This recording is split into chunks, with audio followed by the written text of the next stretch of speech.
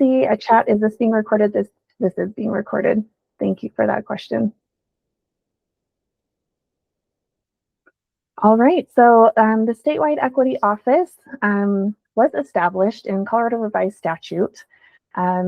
We work to identify and remove procurement barriers to increase the readiness and utilization of businesses in working with the state of Colorado, including businesses that may have been historically underutilized. The Colorado Supplier Diversity Navigator was established as part of that statute as a procurement help desk. So we assist businesses with finding opportunities at the state in the form of a help desk, as well as we provide construction assistance, and we manage the Colorado Supplier Diversity Directory, which we'll get into a little bit later. And we also offer business training and resources.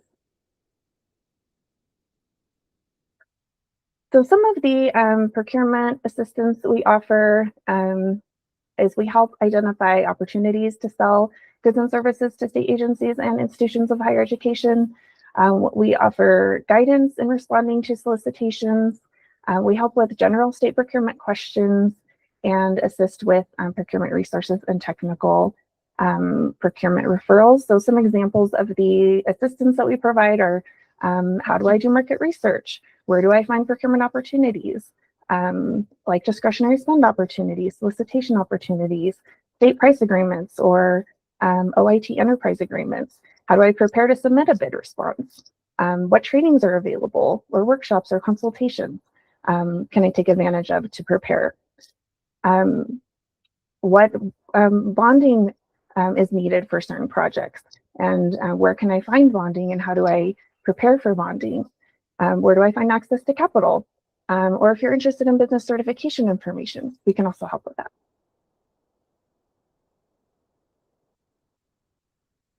So our office, as previously mentioned, we manage the Colorado Supplier Diversity Directory.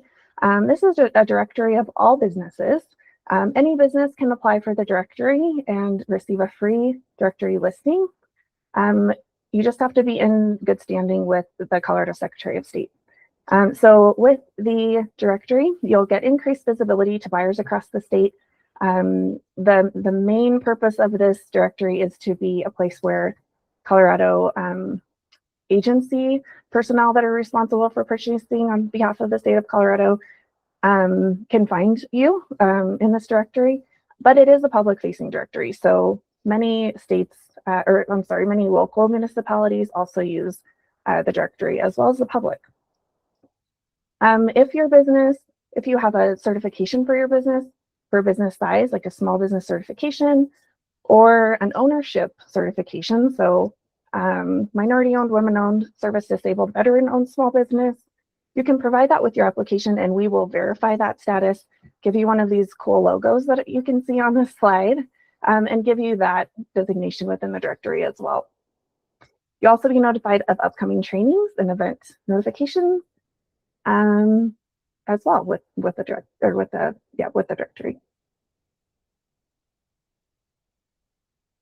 So construction assistance we also provide along with the procurement assistance. So as previously mentioned, assistance with if bonding is needed. We also collaborated with the Minority Business Office over at OEdit to create a construction bonding 101 training that is available for free through the Minority Business Office's webpage, which we will send out that information following the webinar. We also offer technical assistance referrals, and coming soon, we will have a construction guide for contractors that goes over all of the information that you would need to know as a contractor, a construction contractor, with vertical construction or horizontal construction through CDOT or the Office of the State Architect. That will be posted on our website soon, so keep an eye out for that. If you are part of the directory, we'll send you out that notification when that's available. And then we also offer the training. So we have live webinars. This is our Tools for Success in the State of Colorado Procurement webinar with our agency spotlight. For months that we don't have an agency spotlight, we will go more into depth of all the information that I just covered, as part of the Tools for Success webinar. Our partner, the State Purchasing and Contracts Office, also hosts an Access Colorado How to Do Business with the State webinar. I believe it's quarterly, and then they also have a recorded version on their website, and I believe on YouTube as well. So that's also available for you. Also on our website, we have a recorded version of our full Tools for Success in the State of Colorado Procurement, as well as this webinar will also be available on our Colorado for All YouTube as well. All right, here is our contact information if you would like to reach out to us for any assistance. Our email is dpa_supplierdiversityhelp@state.co.us. You can also scan this QR. It'll take you to a form to fill out if you would like to reach out to us that way, or you can reach out to us by phone. All right, and now the moment you've been waiting for, I'll pass it over to Renee at CDLE to begin her deep dive. Good afternoon, everyone. I'm Renee Kennedy. I'm the Director of Procurement and Contract Services at the Colorado Department of Labor and Employment. And we are a very, very large agency, and so I'm very excited to be able to get information out to potential vendors, people who might want to apply for our grants or our solicitations, or expand our ability to look into businesses that are historically underrepresented by the state and other institutions so that we can expand that outreach. And so I'm really happy to be able to do this. To start with our mission for CDLE, CDLE, as I said, is a very large unit. Our mission statement is to work together to promote a thriving employment environment with opportunity for every Coloradan to prosper. Our vision is a working economy that elevates all of Colorado, and we do have some wildly important goals that are submitted to the governor's office every year. With our current year's wildly important goals, timely UI benefit payments, family employer experience, youth labor force participation, and supporting Colorado business. That last one is particularly important in that you're here, I'm here, and hopefully we can also expand our ability to have all of you receive awards from the state. Next slide. Divisions for CDLE, we have a lot of divisions here. We have CWDC, which is the Colorado Workforce Development Council. It's a governor-appointed public-private partnership with the purpose to advise, oversee, and integrate the work of the Colorado Talent Development Network. That office is the work that supports the council in their efforts to enhance and sustain a skills-based talent development network. A lot of the work that we do with CWDC is grant-related. And so if you are looking to receive grants, a lot of them come through that unit. And so there's a lot of opportunities there. They also have oversight of the Workforce Innovation and Opportunity Act funds, which you may have heard known called WIOA funds. So they handle all of that money as well. Our Employment and Training Division also houses, within there, we have the Workforce Development Programs and the Workforce Colorado Rural Alliance. These programs streamline operations, they workforce development services. CDLE has, we're once, other than Department of Revenue, we are the largest leaseholders in the state. CDLE has offices in every region and rural area of the state, where we have Division of Vocational Rehabilitation and Employment Services. So in all of those locations, you know, there's work that has to be done in different areas. So if you're a business that operates solely in specific regions, you will still find opportunities to do business with us because of that. Next, we have the paid family and medical leave insurance program, which is a fairly new program. This is the division that provides payments to people who are out on FMLA leave so that they can continue to pay their bills and do the things that they need while they are unable to work. So that division also does a lot of the work, mostly IT work. So anything in the realm of information technology is often used by our family medical leave. We also have the Division of Labor Standards and Statistics, which is very administrative. They administer laws and regulations that govern wages and minimum wage and overtime, employment issues, wage theft, all of those things. So they are in charge of reporting on it, gathering statistics, as well as ensuring that all of those rules are followed. So they have a lot of kind of admin work coming out. We also have the Division of Oil and Public Safety. This division ensures the safe storage and use of fuel products, explosives, and the safe operation of amusement rides, boilers, and conveyances. So elevators, you'll see notes on it. The gas pumps, you see OPS is involved in that. And then if you go to Elitch's and enjoy a weekend, all of the roller coasters that are looked are also confirmed to be safe by OPS. And so their needs are very different. The Unemployment Insurance Program provides temporary and partial wage replacement to people who have lost their job through no fault of their own. This is funded through employer contributions, and so it's cash funded. What that really means is that there's not federal rules or requirements navigating that money. So if you are awarded funding, if you are awarded a project with that division, the unemployment insurance, it's all state funded, so there's not as much there. We also have the Division of Vocational Rehabilitation, and that includes blind and low vision services, deaf and hard of hearing, supported employment, self-employment, independent living services, and youth and transition services. And this division is our largest when it comes to discretionary spends. So they have their own setup, which we'll get to. If you want to apply to be one of their vendors, there's a form you can fill out, you can get on their list, and then we'll get you moving on that. We also have the Division of Workers' Compensation. This is for injured workers, employers, insurance companies to focus on promoting workplace safety and keeping costs manageable. So that unit also does a lot of work for the state. Next slide, please. CDLE also has special offices. These offices are generally giving out grants to vendors in the community, but they also do have some work that we do.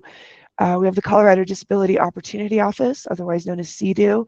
They're the point of contact for state agencies, private sector organizations, and the public to advance the integration and inclusion of disability community. If you've seen those black and red license plates on the back of people's cars, this office is funded through the purchase of those license plates. And so that's where a lot of that money is coming from. The Office of the Future of Work was established in 2019 and codified in 2023, so it's also a fairly new office, and this is where all of our apprenticeship programs are set up. In order to be a registered apprenticeship program, you can come through our office, and as a vendor, if you're interested in having an apprenticeship set up in your business, you can reach out to the Office of the Future of the Work to get that moving forward. We also have the Office of Just Transition. This is to assist communities and workers that are transitioning away from the mining and burning of coal as an energy source.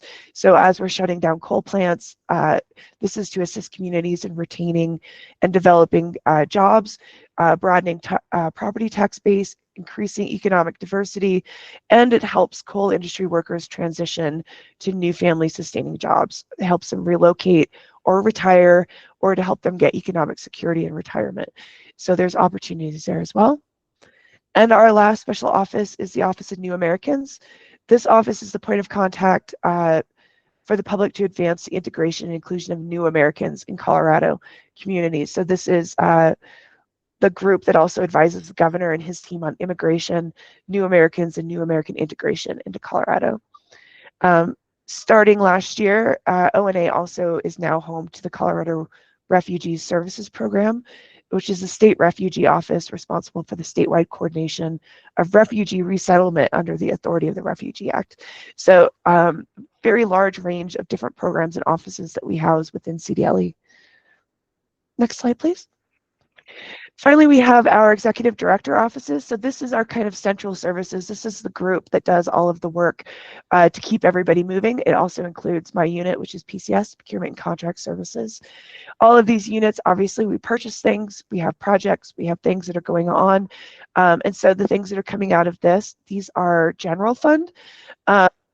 when you're bidding on things as a vendor, if you see that it's coming from one of these units, it probably means that the funding, the budget for this is very strict. So lower bids will be more likely to come out and be awarded than higher bids in those instances. We have the budget office. They do all of our budgeting and making sure that we have the funding, setting up our information on that. The Colorado for All office is to create workplace culture. And so we do a lot of retreats. They do a lot of team building, things like that. So if your business or company does things in that realm, that is our office that will be making those purchases. The controller's office is our accounting and payroll. We have facilities, and again, this is throughout the state of Colorado, so they help with small moves, furniture installation, minor repairs and maintenance in our areas throughout the state. We have our government affairs and policy and GPPR. They work with our marketing. They also work with any legislation and fiscal notes that are coming through. They don't have a lot of purchases. And then we have HR, which includes the organizational development and training, so our ODT. They do a lot of retreats. They are often working on workshops and hiring trainers and things like that to do advanced work for the state. We have ICAO, which is the Industrial Claim Appeals Office. This is housed in the Executive Director's office because it is a final agency decision. It can't be housed within a division. Essentially, it's just administrative judges. So you won't see a lot coming out about them, but we do, as we go through discretionary spend, we do a lot of interpretation and translation, and all of the forms and hearings and everything that they do has to be translated and interpreted. So there is a lot of work in that area for them. And then strategic business technology, they are the group that help coordinate all of the software and IT needs that the department has to make sure that we're not overbuying, underbuying. We understand market research. We know what's available, all of those things. And so they're there to assist for that. Our credit card expenditures, so this is going to look funny because I'm going to talk to you about DVR here. So DVR, the Division of Vocational Rehabilitation, as I mentioned earlier, they do client services. So they will help set people with disabilities up with the ability to start their own business, to be employed in different sectors, and all of those things require startup or assistance. And so you see this list of our credit card expenditure categories is very, very broad. It includes odd things. You'll see we have apparel, which is 10.8% of our expenditures for credit card, which is just about $150,000 since this fiscal year, which was July 1st of 25. So we haven't quite finished a year. I froze. Sorry. So we haven't quite finished the year out, but at this point we have about $150,000 in spend just in apparel. And what we mean by apparel when looking at the list, for interviews, job interviews, people who do not have the appropriate clothing to dress themselves for job interviews, people who do not have the appropriate clothing for work, if they need scrubs or anything like that, we do purchase quite a lot of clothing. We also purchase arts and crafts because if people are setting up their own businesses, often they need to create their own signage, they need to create flyers, there's a lot of things like that. Sports equipment and things like that, that's often stuff that's utilized in the business that they're doing. If they're going to be a coach, if they're going to train, if they want to be a yoga teacher, we might buy a bunch of yoga mats. So there's quite a lot. And this list, let me pull up the total here because I was going to see our total spends for credit card usage. Pardon me for one moment here. A little over 8 million, I believe. So, and this is credit card expenditures. This means that it's an under $10,000 purchase. And in general, these are the things that are approved by counselors as something that's necessary for the advancement of the career of the person who they are counseling. And then it's chosen as an individual item. And so these don't generally go through a solicitation, but as I mentioned, there is a place where you can sign up to be a DVR vendor so that they can reach out to you directly for the items that they need as we go. Next slide, please. So discretionary spending, our discretionary spend limit is $50,000. So anything that we are going to use for services or goods that are less than $50,000 in any given fiscal year, we can choose the vendor for that. And you see here that we have a major category of discretionary spending for security services. These are discretionary spending, even though the total dollar amount in an annual term is about $130,000 because they're in different areas. So as I mentioned before, we do have local and rural areas. We're all over the state. And as a result of that, it's very difficult to find one vendor who can service everywhere. And so we have individual vendors in each of these units. In all of those places where there's a need for security services, you see we have a vendor in Colorado Springs, one in Denver Metro, Durango, Cortez, Region 4, Fort Morgan, and Alamosa. All of these areas, every year we look for who's going to be our security services. If we can continue with the vendor we have, generally we're kind of stuck with them, even if they were great. Most of them are, obviously, but because we don't get a lot of offers for this kind of work. So if you offer this kind of service, we would love to have you. We need security services desperately in a lot of our very rural locations. So if you are operating in that area, please, please sign up with us. We need you. Next one. Next, we have janitorial. So as again, I mentioned, this also, I did not include on here snow removal, but we also do pay for those. And these are instances where under our lease for the premises, CDLE is responsible for the janitorial or the snow removal or those items. And in some locations, we're not. The landlord is, or they've got some other kind of services set up. But these are the locations we have where we are currently required to provide our own janitorial services. Steamboat Springs, Montrose, La Junta, Trinidad. 707 is downtown. Delta, Monte Vista, Craig, Fort Morgan, Cortez, Sterling, Frisco, and Edwards. So those areas of the state, we do need janitorial services. And you'll see we have individuals who have their own businesses. So these are all very small companies. So, and again, it's about $160,000 a year that we spend on janitorial. The other major categories I mentioned when I was talking about ICAO is our interpretation and translation. And this isn't just ICAO. All of our, so you see the top one there, Bothson's is CDLE's staff ASL interpretation. So every staff meeting we have that's like this right now, we would have an interpreter in place for that pinned on. And so we do have an American Sign Language interpretation company there. We do document translation, remote interpretation, and we have a lot of, we put them all under agreement. And so we utilize both the state price agreement vendors, and through DVR, we put out an RFP every year to get interest vendors so that we can have a list of vendors to pull from, because we need them constantly. So if you are in this category of as a business owner, we need you. I guarantee we need you. So please sign up when you get to that part. Next, we have document destruction. Obviously, as a state agency, we have a lot of confidential records. We hold PII, things like that. So we do need shredding services. We spend about $100,000 a year on those. And again, because of our locations, we don't have one vendor because they have to be able to service all of the areas of Colorado.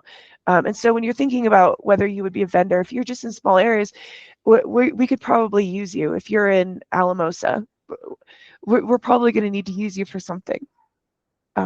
Those out areas are very difficult to get vendors to bid on things from. Next slide we have is temporary personnel services. So there's two key pieces to this. One is when we are placing, when the Division of Vocational Rehabilitation are placing people into the workforce, part of that, sometimes we need an employer that will host them in their transition. And so we sometimes utilize temporary personnel services like Job Store, UWork, Praxis, any company that can be a temporary personnel services vendor. We utilize that to assist us with, because then that company will hold the workers' compensation insurance. They'll hold any other kind of unemployment insurance costs that would happen, so that we can then get people employed through that process. And then we have training workshops and advancement. So I mentioned earlier RGPPR and ODT, those companies, those units that are doing a lot of big workshops and team building. We do spend approximately $500,000 a year on training, workshops, and advancement. And that can be professional. It can be assisting with admin work. It can be team building. There's a lot of different things that we look for in order to make sure that our staff, as we mentioned, one of our biggest vision and all of that is to improve the employment opportunities for Coloradans. And so if we can provide training workshops or advancement to our staff at CDLE, we look for those opportunities. So if you have any kind of training or workshops or things like that that you would like to share with us, we would love to know about those opportunities as well.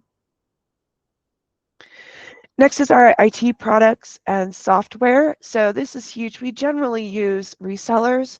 You see on the right in the square, it's Insight Public Sector is our biggest reseller that we use as a state price agreement. They resell us Adobe, QuickLert, Camtasia, the whole list of software is here. And then we're going to send out, after this, I think, an accessible version for screen readers. So if you're unable to see it here or you just don't want to screenshot it, you'll be able to see the list of all of the software that we purchase every year. It's close to $8 million that we spend. And within that is also our peripherals and our laptops, our actual systems like that.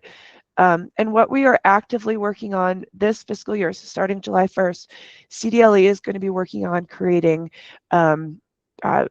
singular contracts with companies in order to provide them with that. So you see we get Adobe from Insight.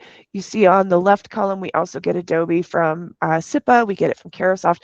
So in order to save money and put it all into one agreement, we're trying to consolidate this stuff to see what we actually need. So if you have any kind of software or you're a third-party reseller, we would love to hear from you to see what we might be able to do to assist and make it easier for everyone to continue renewing these things. And then what we buy outside of the discretionary limit. So the competitive bid opportunities that we have, anything over $50,000 in a fiscal year. This is how many that we've had since July 1st, 2025. So not quite a whole year, but close. The Office of New Americans had 11, DVR 10, Future of Work 8. You see here our lowest was OPS at 1. But even though that was just one, it was huge. We awarded 15 vendors on that OPS one for cleanup and things like that. So generally, these are awarded in larger amounts and or more than one vendor at a time. We try to get as many vendors as possible under our belt so that we can make sure that we have pretty good diversity and we're always able to get the work done that we need to have completed. So of those, 10 of our solicitations were documented quotes. That's a less formal method of solicitation. So anything up to $250,000, although that limit does appear to be in the process of revision to a $350,000 limit. It's not official yet, but that will be true. And so right now, anything under $250,000 and over 50, we put on a DQ. And that one is, as I mentioned, it's informal. It's based mainly on price. And so if you're the lowest bidder and you qualify in all other specifics for the project, you will be the awarded vendor for that. And some of the things we've done on that, we have a statewide independent living counselor coordinator. We did a compliance analysis and review of registered apprenticeships. We did accounts training, disability services, and an assessment of all the gaps and strengths that are currently in place. And so some of these things were set up in order for us to be able to figure out ice and water dispenser one of those DQs for downtown. And so there's a lot of different opportunities that we have. And within those, the invitation to negotiate is my favorite. So if you ever see an ITN out there and you want to bid on it, I highly suggest you do. It's a very interesting process. Instead of putting out a statement of work that has the full and complete answer that we're looking for, we put out a problem statement and ask for solutions. And of those solutions, we're not just looking for one large vendor. The reason I like to do ITNs is because it then enables us to get much smaller businesses, a lot more diversity, and answers that we didn't know existed in some of our larger projects. So for instance, we might put out a request and an ITN invitation to negotiate for, let's say, workers' comp needed a database that would track all of their open claims. And so obviously an IT vendor is going to bid a database, right? But we also had, as part of that, the data entry portion. So people who had access to tools that would allow data entry to be AI generated or stuff like that. So in the end, we did award 5 different vendors, different things in that project, even though it was just a singular problem statement, because we found different things that were interesting that we could include within it that would then allow us to have a better result and more opportunities for vendors out there. So if you see one, don't let it intimidate you, because sometimes it's harder to respond to one because it's not giving you as much information. But because of that, you can be a lot more creative. And so I hope when you see an ITN, you're open to bidding on them. We did 25 RFPs. Of those 25 RFPs, those are the higher dollar amount ones. And so those are the ones that we went through. Things like assessment tests, career aligned English as a second language, and then the OPS, so the Petroleum Master Agreement, was the one that we used where we awarded all of those vendors. That's a larger dollar amount one. And so if you're interested in those, again, we have a sign-up sheet. We send out preemptive notifications to our vendors who are in those categories, letting them know we're about to publish a solicitation. And so if you're on our list and it's within your category, you'll get notification. And if it's an ITN, we send it to all vendors, just in case. And then we had 21 grant award applications that were given out. So we do give a lot of vendors awards, nonprofits, regular businesses, any business that can assist us with serving the people of Colorado. Of those grant opportunities, the majority of them came from CDU. So the business that we were talking about, nonprofits who are assisting people with disabilities getting opportunities. It's very broad. It's a very large program, and we do award quite a lot of money out of that every year. You see there's 4.2 million there just for that one program in CDU, 250,000 for the other, and 600K. We have approximately $5 million that we give out for CDU. DVR, Independent Living Services, there's 7 million in grants that we give out. 4.2 million goes out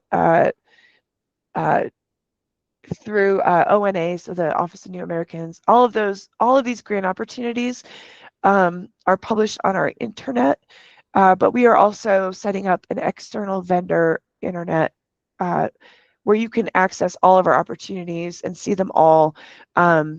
That won't be implemented until July. So if you're on our vendor list, you'll be notified when our external website is active and ready for viewing. And in the meantime, all of our solicitations, including the grant opportunities, are all posted on BidNet in one location. So you can click on it, the one link that you'll get at the end of this, and that link will take you to all of our opportunities so you can see what they are. Which is to our contacts and resources. So our general email address that we have for any questions that you have as a vendor at all is the cdle_purchasing@state.co.us. That email address has somebody looking at it all the time. And so you should get a response back very quickly if you have any issues. The subscribe link there is to become a CDLE contact list. It has options where you can be notified of grant opportunities, notified of solicitations, and reached out directly to for quotes if it's discretionary. It does ask questions about your business so that we have some more information when we are looking into those. But that list goes on our internal intranet.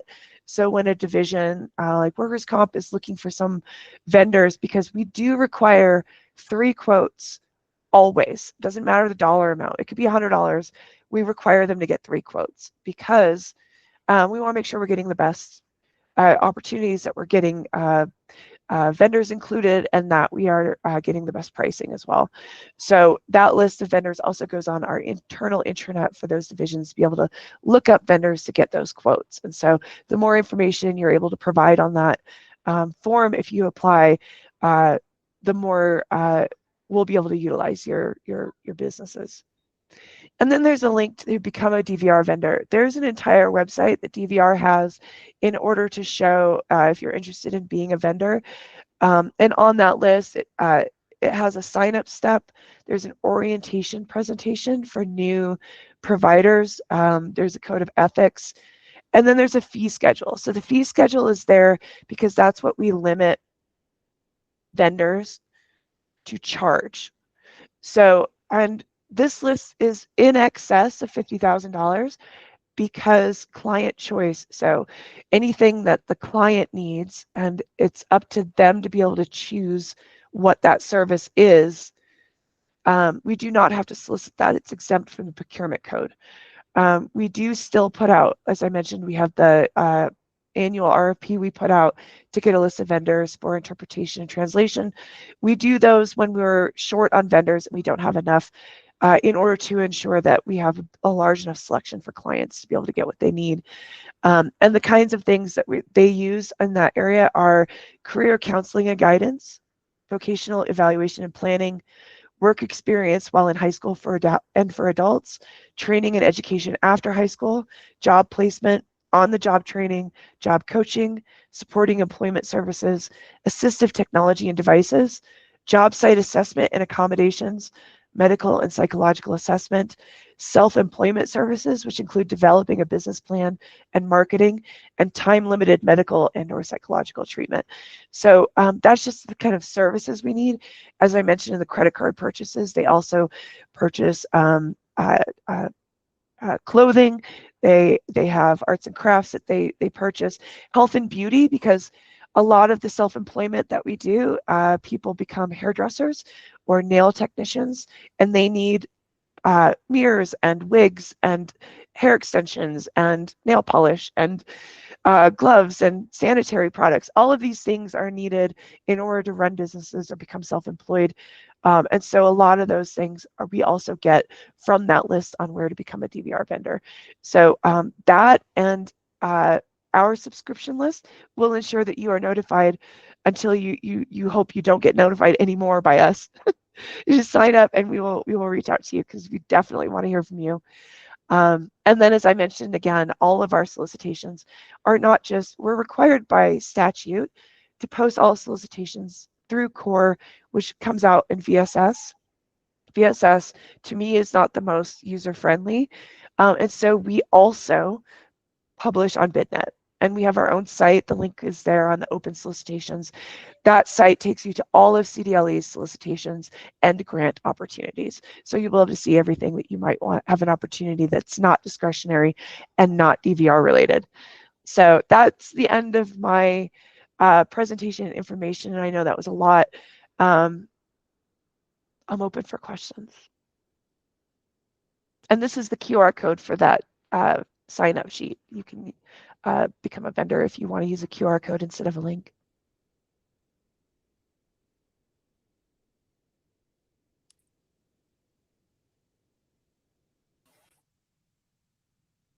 Awesome. Thank you so much, Renee. And yeah, if you have a question, feel free to drop it into the chat or raise your hand.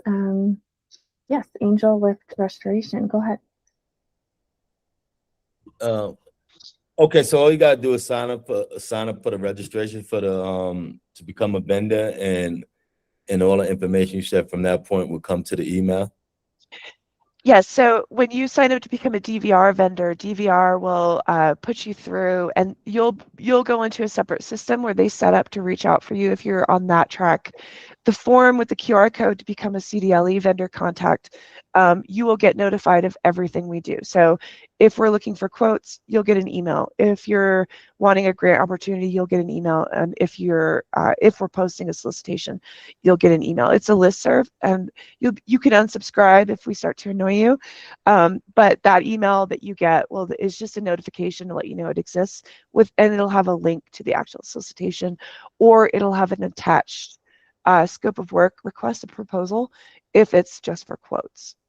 All right, so you said something about the subscribing. You said if you subscribe, right? So if you didn't subscribe, would you still be able to get that information based off of what we just took off the QR code? Yeah, so what you took off the QR code is the form that I use to add you to the listserv itself, so that you can get notified, and then to add the company to the list of vendors that divisions can reach out to directly. The DVR one is a separate thing. So in order to become a DVR vendor, you have to fill that out. You do not have to fill out the CDLE form to get notified. If you're registered in BidNet or VSS, you'll get automatic notifications. And if you just kind of follow what we do in those areas, you don't have to register. So I'm kind of new to it. I am registered in the BizNet, but I'm new to the process, and that's what I'm trying to follow. So the subscription one that's not necessary at all, is it? It's not. It's not. It's easier to get information if you subscribe to it, because then we add you to our listserv. And then, for instance, when we publish our external website, we're going to notify everyone on that listserv, all of the vendors, that, hey, now you have another resource you can use. When we publish a solicitation, we use the listserv itself, that email, to send out notifications to all of the vendors who would be interested. So you're more likely to get notified if you subscribe than having to find it yourself. All right, so where do I find all of the information that you went over today at? Where would that be at? So the one you put in is just the form, and that one, the QR code, you can link to that one, and it's in the chat there. After this, I believe they're going to send out an email with all of the slide in a accessible Word document, so you can actually access the links and stuff like that. That'll be there. And then the DVR vendor is an external internet site, so you can go on there and read about how to become a vendor and get signed up on that. And then the BidNet link, that BidNet link is just CDLEs only, so you can see just what we've posted and determine whether or not you would want to apply for it there. Okay, good. Thank you. I appreciate it. Absolutely.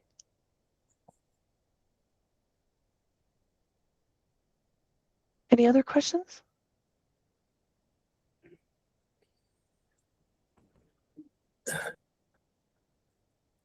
Oh, I have a question. A couple.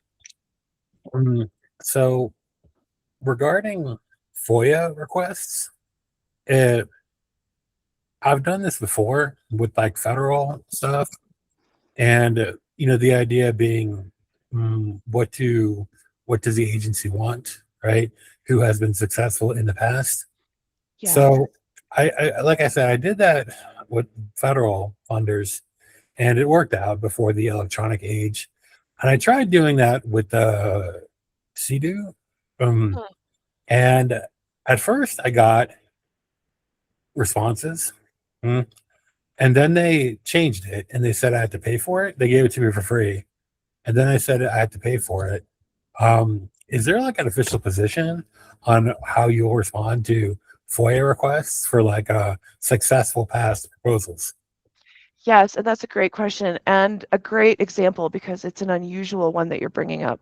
I put the link to our Cora contact, and if you are interested in getting any copies of solicitations that have previously been successful, I did put all of the vendors' names we're currently using on here if you are interested in getting a copy of their contract, just so you can kind of see what's happened in the past. The policy on it is there's a time limit for how long it takes an individual to compile all of the information. And I believe it's 2 hours, but I'm not 100%. Don't take me at that exact amount. But if the amount of time to gather the information will exceed that, then they do charge an hourly rate in order to receive the information. CDU itself is an unusual situation, and I'll say CRISP is as well, the Refugee Services Program, because they both came to CDLE from another department. And so CDU came from DPA, and CRISP came from Human Services, and both of those transitions were recent. And so you have solicitations that were conducted by DPA and then awarded by CDLE, and you have stuff that was completed by CDHS and then completed by CDLE. Who owns the documents is harder to get the information. So they have some and we have some. So for those two, it's a little bit more difficult. And because of that, the time frame for getting it is a little bit longer. What I will say is anything since it's come to CDLE is quick because we have it in our folders. You can get it very, there wouldn't be a cost for it because it would not exceed the amount of time that would be something that we would charge for. So it's really only when it's that kind of split weird problem. There's not a lot we can do to get around that, but we are working on getting all of our documents into one place so that when we do get Cora requests, we don't have to charge people. I don't know if that was, hopefully that was helpful. Yes, absolutely. Thank you. And one other question.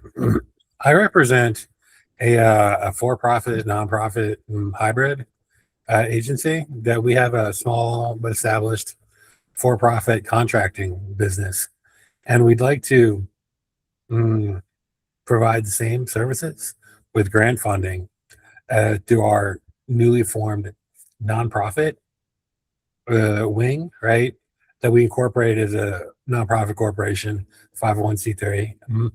And so we've had a track record with the for-profit one, but the nonprofit one has had new, fresh, brand new, $0 revenue, right? And we tried applying, and we got pushback, and I kind of anticipated pushback. How do you guys feel about that? So that's it. I mean, it depends on the program when it's like that. Some programs have a time frame requirement or an experience requirement that's in the statute, and then some don't. And those ones that are new, we often want to bring in. What I would say on that is a lot of times if you're new enough, it's the information that you provide, like the amount of stuff and whether you're financially successful, what kind of setup you have as a nonprofit. Do you have plans in place for time and effort reporting? Do you have stuff in place to demonstrate that you have deliverables if you're going to be a pass-through entity? All of those things, if you have them in place, can push you higher up the list because you lose that high risk determination. Because when it's high risk, we don't know, are you going to be successful? Are you going to have disallowed costs? All of those things are harder to determine if you don't have a past. But if you have policies in place, then we can say, oh, you know what you're doing. So your risk level will be a little less high on that instance.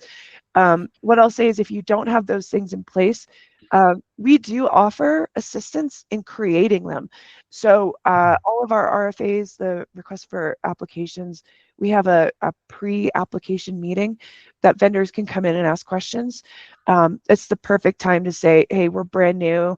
What would it take for my nonprofit to be considered not high risk in order to get this opportunity? What do you want to see from me in this application that would alleviate any concerns? Stuff like that.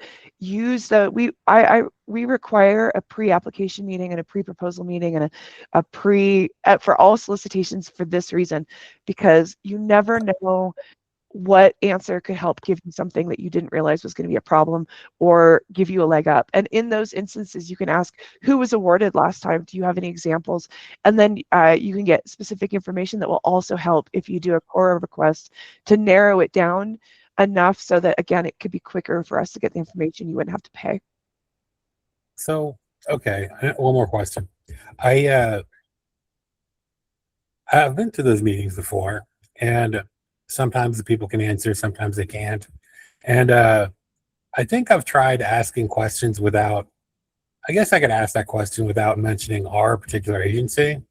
One thing I did notice is that I had requested individual, like one-on-one meetings, and that was considered like unfair, kind of like anti-competition or whatever. Is that right?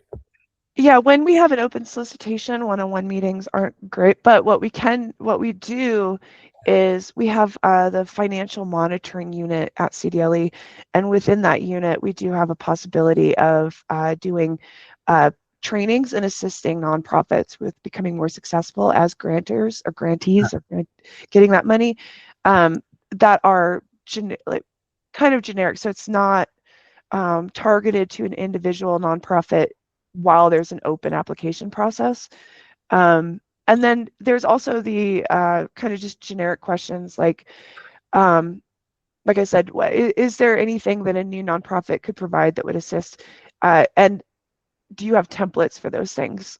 Like, so just kind of thinking, how would I word it in a way that would make it so that it's generic enough to get all of the answers and stuff you need, but also open enough. And in those open meetings, you can talk like this and just say, here, this is what I'm trying to do. What can I do to make it, to word it in a way that will get what I need, kind of thing. Because at least then you can say it in plain English. Answer that question, right? It's almost like, could you write the grant for me?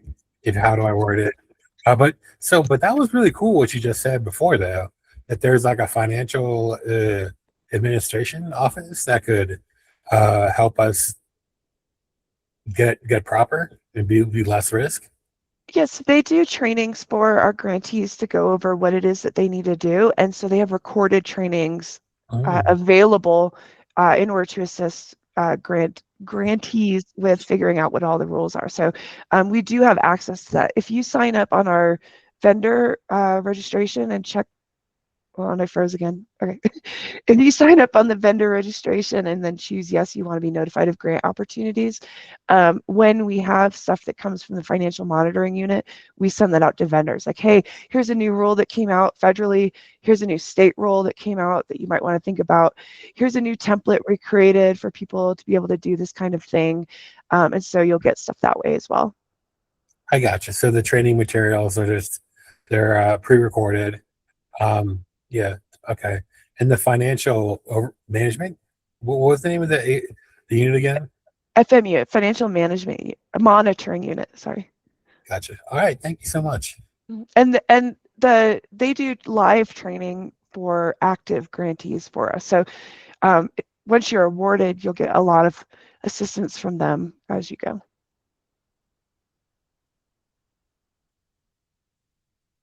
I saw another hand.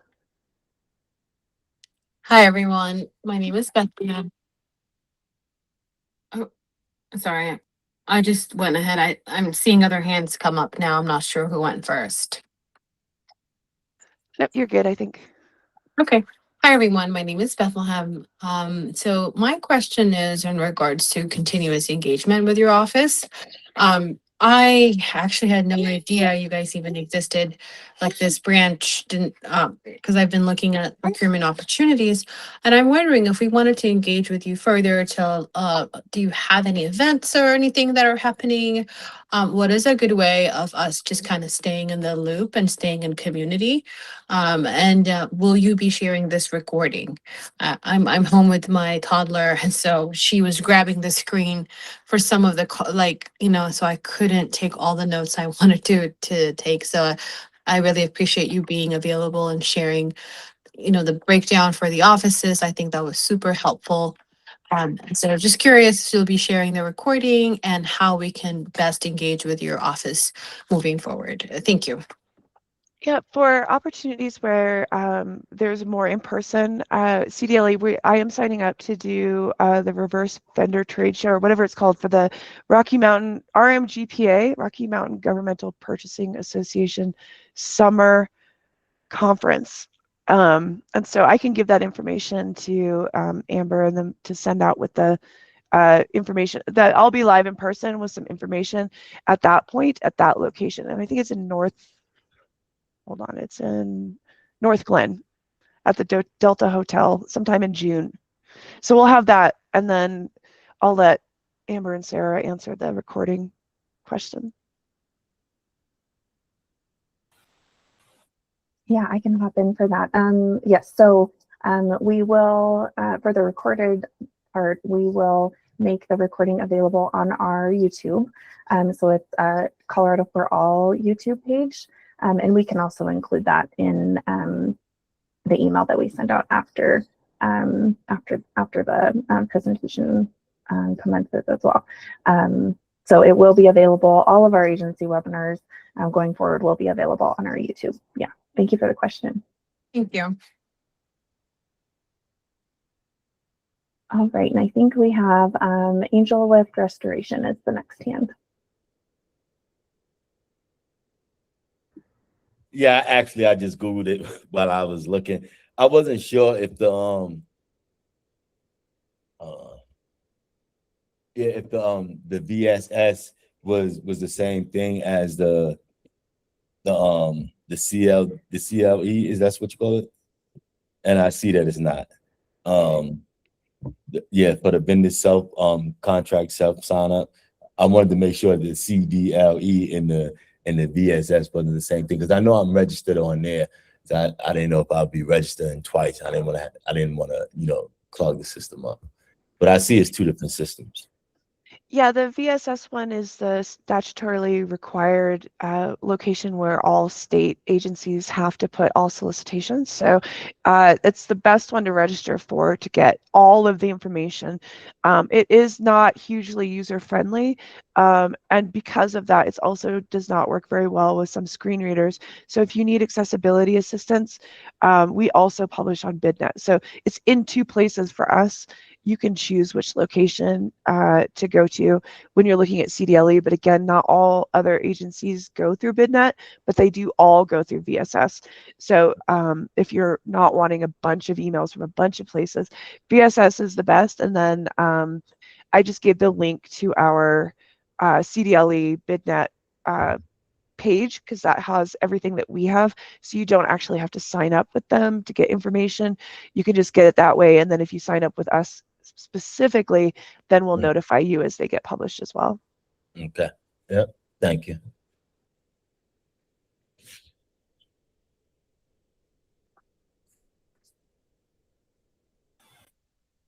All right, well, we are just about at time.